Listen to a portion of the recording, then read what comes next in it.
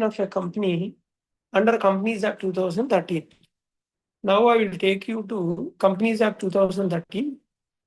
Now we will go to official website of Ministry of Corporate Affairs. Go to Google, type mca.gov.in. This is official website of Ministry of Corporate Affairs. There you click Act and Rules. Then come to Act. Come to Companies Act 2013. In that, first chapter is a preliminary. Chapter 2, incorporation of company and matters incidental thereto. So here, if you see section 3, formation of company, you will find formation of company. Now we are discussing formation of company. I will explain you what is formation of company. So how the company will be formed. So here, subsection 1 of section 3 says a company may be formed for any lawful purpose. Lawful purpose. So here company means a company incorporated under this act. This act means Companies Act 2013 or under any previous company law, 1956 Act. So a company may be formed for any lawful purpose by 7 or more persons, where a company to be formed is to be a public company. For public company, minimum shareholders required is 7. So 7 or more persons where the company to be formed is to be a public company. If it is a private company, 2 or more persons where the company to be formed is to be a private company. So if it is a 1-person company, 1 person where the company to be formed is to be 1-person company, that is to say a private company. So minimum shareholders required for public company is 7. Minimum shareholders required for private company is 2. And minimum shareholders required for 1-person company is 1.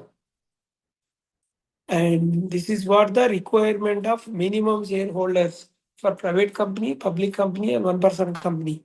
So by subscribing their names to memorandum and complying with the requirement of this act in respect of the registration.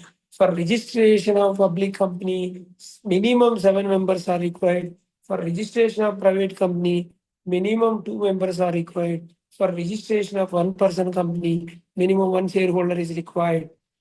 Provided that memorandum of 1-person company shall indicate the name of the other person with his prior written consent in the prescribed form, who shall in the event of the subscriber death, because only one subscriber is there. Suppose that subscriber subscribe in the event of subscriber death. So who will be the next shareholder? Or his incapacity to control become the member of the company, and the written consent of such person shall also be filed with the registrar at the time of incorporation of 1-person company, along with its memorandum and articles. I think hope you are clear, because only 1 person is there in 1-person company in the event of that subscriber death. So he has to mention other shareholder name with a prior consent in the event of his death. Provided further that the person may withdraw his consent in such manner as may be prescribed. If you want to withdraw his consent, he can withdraw his consent. Provided further that the member of 1-person company may at any time change the name of such other person by giving notice to ROC. So provided also that it shall be the duty of the member of 1-person company to intimate the company the change, if any, in the name of the other person nominated by him. Because in the event of the subscriber death in 1-person company, who will be the continuing shareholder? So he has to nominate that. If any change also, he has to intimate. That is what it says. Provided that it shall be the duty of the member of the 1-person company to intimate the company, if any, in the name of the other person, now any change, if any change, and provided also that such change in the name of person shall not be deemed to be alteration of memorandum. So only change in the shareholder, it is not becoming the alteration of memorandum. So a company formed under subsection 1, that is what we have discussed, may either a company limited by shares, a company limited by guarantee, or unlimited company. What is the difference? A company limited by shares means a company having the liability of its members limited by the memorandum to the amount, if any, even unpaid shares respectively held by them. Suppose the shareholders are the subscribers to the memorandum. So whatever is the subscription amount, even if it is unpaid also, so they are liable to extent of their shareholding. They are liable to extent of their subscription in the event of any liability. If the company goes into bankruptcy or in liquidation, if any liability falls, so shareholders' liability is to extent of their shareholding only, to extent of their subscription only. They have limited liability. That is the advantage with this company.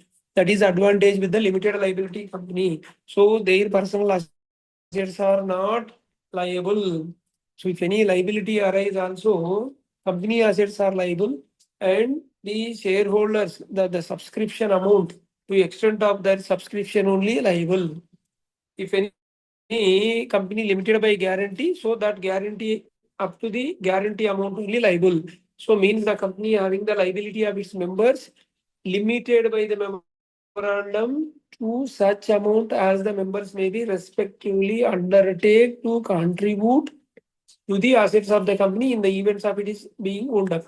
So if any undertaking to the memorandum. So because the company is limited by guarantee, so to extent of that guarantee only that shareholders are liable. This is what unlimited company means. They are unlimited, their personal assets also liable. Generally, we go for private company, public company. So limited liability is there. Limited, if any bankruptcy, even in the case of any liability is more than to extent of their shareholding only, the shareholders are liable. That is what the final crux. This is what the formation of the company section 3 talks about. Public company means it is not a private company, and it is even subsidiary of public company, also a public company. And there is in 3A, section 3A, 3A talks about members severally liable in certain cases. So if at any time the number of members of a company is reduced, in case of a public company, what is the minimum shareholding? 7 shareholding. That is the minimum. And in case of private company, minimum 2 shareholding. Suppose that shareholding is reduced in the company, maybe death or maybe a transfer. So the company, then what is the recourse? If the company, if at any time the number of members of a company reduced, in case of a public company below 7, in case of a private company below 2, and the company carries on business for more than 6 months, while the number of members is so reduced, still it continues for more than 6 months, then every person who is a member of a company during that time, that is so carries no on the business even after 6 months, and is cognizant of the fact that it is carrying on business with less than 7 members or less than 2 members, as the case may be, shall be severally liable. All are severally liable for the payment of whole debts of the company contracted during that time, and may be severally sued therefore. So actually there is a limited liability concept is there. So if the company shareholders are reduced below the limit, then the limited liability will not be there. Even their personal assets also liable for any debts the company. So this is what the amendment 3A, section 3A, members severally liable. So minimum shareholding for public company is 7, minimum shareholding for private company is 2. So if any if any time the number of members of the company is reduced, immediately it has to be taken care. If the business carries on more than 6 months with the same members below 7 or below 2, then all the members are severely liable. This is what the formation of the company. Section 3 and Section 3A of Companies Act 2013. Thank you. Hope you are clear.